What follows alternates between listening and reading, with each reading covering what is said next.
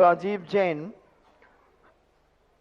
शांति नगर जबलपुर से पूछते हैं, नमस्ते महाराज जी, स्वयंभू स्तोत्र जी में द्रव्यार्थिक नय और पर्यार्थिक नयों की अपेक्षा से अभ्यंतर और बाह्य रूप में एकत्व की प्रतीति होने से तत्वों का अभाव स्वयं परिलक्षित हो जाता है। तो इसके बारे में वो समझना चाहते हैं कि द्रव्यार्थिक और पर्यार्थिक नयों की अपेक्षा किस ग्रंथ में? स्वयंभू स्तोत्र में द्रव्यार्थिक नय और पर्यार्थिक नयों की अपेक्षा से अभ्यंतर और बाह्य रूप में एकत्व की प्रतीति होने से तत्वों का अभाव स्वयं परिलक्षित हो जाता है। ये बात तो है, पूज्यवर समंत भद्र महाराज ने द्रव्यार्थिक और पर्यार्थिक नय नाम स्वयंभू स्त्रोत में लिया ही नहीं। अब जो विषय आपने हिंदी कार ने कहीं लिख दिया हो तो विषय की अपेक्षा से द्रव्यार्थिक निकाला गया है। अध्यात्म वृत्तस्य तदंग भूतो। अब अध्यात्म वृत्तस्य को हमने द्रव्यार्थिक नय निकाला है। बांसुरी भगवान की स्तुति में है, अध्यात्म वृत्तस्य तदंग भूतो मभ्यंतरम केवल मप्पलम ते बाह्यतरोपाधि समग्र तेयम। तो इस प्रकार का जो उन्होंने अर्थ की अपेक्षा, विषय वस्तु की अपेक्षा द्रव्यार्थिक और पर्यार्थिक नय की चर्चा पूज्यवर ने की है। तो जब नयों में व्यक्ति जाता है तो एकत्व भक्त से दूर हो जाता है।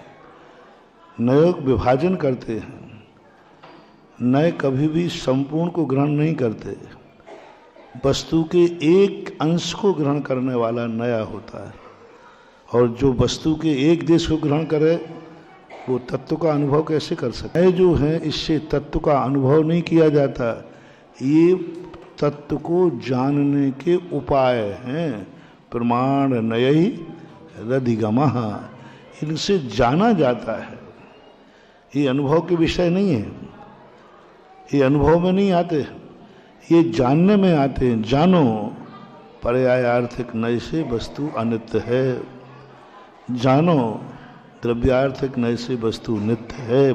अनुभव करो वस्तु नित्यानित्य है। नित्य अनित्य के बिना बनता ही नहीं है, नित्य अनित्य के बिना बनता ही नहीं। कोई ने कहा कि ये नित्य है, नियम से उसमें अनित्य है, इसलिए द्रव्य नित्य होता है। देखो शत की परिभाषा कितनी अच्छी बनाई पूज्यवर उमा स्वामी महाराज ने। उत्पाद व्यय ध्रुव युक्तम शत, शत यानी स्थिर, टंकोत्कीर्ण, नित्य। नित्य की परिभाषा विनाश से बना रहे हैं, उत्पाद और व्यय से बना रहे हैं, लक्षण बना रहे हैं। जहाँ उत्पाद व्यय है वहाँ सत्य है। तो व्यय जहाँ है, जहाँ पर्याय है वहाँ द्रव्य है, और जहाँ द्रव्य है वहाँ पर्याय है। द्रव्य के बिना पर्याय नहीं। इसलिए नय जो हैं हमें अनुभव से दूर करते हैं, नय हमारे ज्ञान की तरफ ले जाते हैं, लेकिन हम निर्विकल्पता की तरफ चाहें तो नहीं हो सकते। चाहे व्यवहार नय हो, चाहे निश्चय नय हो। निश्चय नय वाला भी अनुभव से परे है। जब तक ये नय रूपी विध्वंस जीवन में चलते रहेंगे तब तक वह शुद्ध उपयोग का अनुभव नहीं कर सकता। निश्चय नय का भी यदि विषय बना रहा है, इसलिए अमृतचंद सूरी महाराज ने समय सार के कलसा में स्पष्ट लिखा, तू नय के पक्षपात से ऊपर उठ जा। कहाँ तू नए पक्षपात में पड़ा है? मैं शुद्ध हूँ, मैं अशुद्ध हूँ। शुद्ध और अशुद्ध से भी ऊपर उठो, शुद्ध से भी ऊपर उठो। मैं शुद्ध हूँ, ये पक्षपात है तेरा। मैं शुद्ध बुद्ध हूँ, ये पक्षपात है तेरा। मैं अशुद्ध हूँ, ये पक्षपात है तेरा। ना मैं शुद्ध हूँ, ना मैं अशुद्ध हूँ। मैं मात वह चैतन्य शक्ति हूँ जो एक साक्षी भूत हूँ। ज्ञान दर्शन मेरा स्वभाव नहीं है, ज्ञायक स्वभाव है मेरा, ज्ञायक स्वभाव। और एक वो जो टंकोत्कीर्ण परिणति होती है वो नयातीत होती है। नयों के चक्कर में पड़ने वाला व्यक्ति मात जान रहा है, उसे सच्चा अनुभव नहीं हो सकता। ये बात पूज्यवर ने अर्थ के रूप में कही। जिज्ञासा समाधान के लाइव सेशन में आप सभी का स्वागत है। बाहर के दर्शक जो आज देख रहे हैं उन्हें बता दें, पूज्यवर अपने 9 दिवसीय लोकोदय तीर्थ क्षेत्र के प्रवास के बाद पुनः आगरा नगर की ओर बढ़ते हुए मंगल विहार कर रहे हैं। कहाँ जाएंगे, कहाँ कैसे जाएंगे वह तो गुरुवर ही जाने, लेकिन आज इस समय गुरुवर पहुंच चुके हैं सिकंदरा। सिकंदरा में जिन मंदिर है, लेकिन सिकंदरा का नाम जाना जाता है अकबर के मकबरे से। यहाँ पर जिसको इतिहास में सबसे बड़ा बादशाह माना गया है अकबर, उसके बहुत बड़ी यहाँ पर मकबरा बना हुआ है, इसलिए इसका नाम सिकंदरा भी कहा जाता है। आज बड़ा खूबसूरत किसी कवि ने सुबह सुबह पंक्ति लिखी जिसे मैं यहाँ पर दोहराना चाहूँगा। कब्रों और मकबरों के लोगों ने शहर को जाना, कब्रों और मकबरों से लोगों ने आगरा शहर को जाना, लोकोदय जिन धाम से अब जाएगा पहचाना।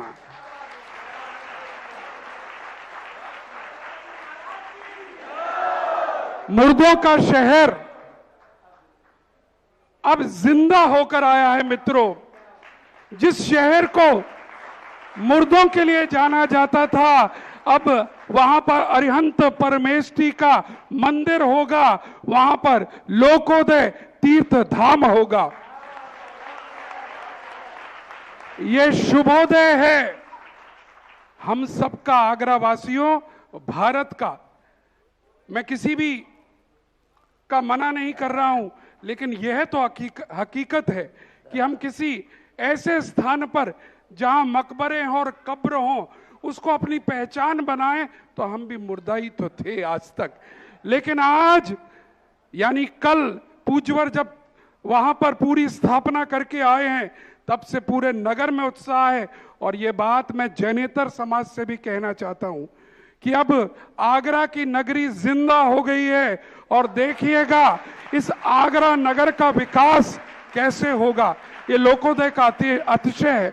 पूज्यवर से स्वयं हम पूछेंगे इसका अतिशय, लेकिन अभी यहां पर मैं देख पा रहा हूं पूज्य गढ़नी आरिका आर्षमती माता जी का संग विराजमान है।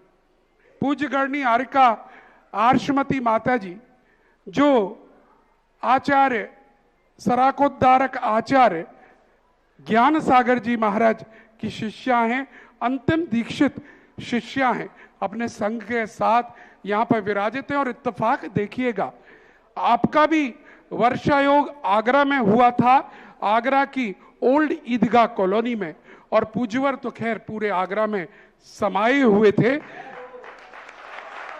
लेकिन आज जब वर्षा योग कल पिछिका परिवर्तन हुई थी, समापन हो गया है, पूर्ण रूप से समापन हो गया है, विहार की बेलाएं चल रही हैं। मुझे ध्यान पड़ता है 6 माह पूर्व जब विहार होकर आ रहे थे, तब दोनों संघों का मिलन हुआ था। और आज पुनः जब विहार की बेला है, एक उत्तर और एक दक्षिण दिशा की ओर, जो भी दिशा है उस तरफ बढ़ रहा है। पुनः सिकंदरा बना है वो क्षेत्र जहां 2 संघों का मिलन हुआ है। तालियों के साथ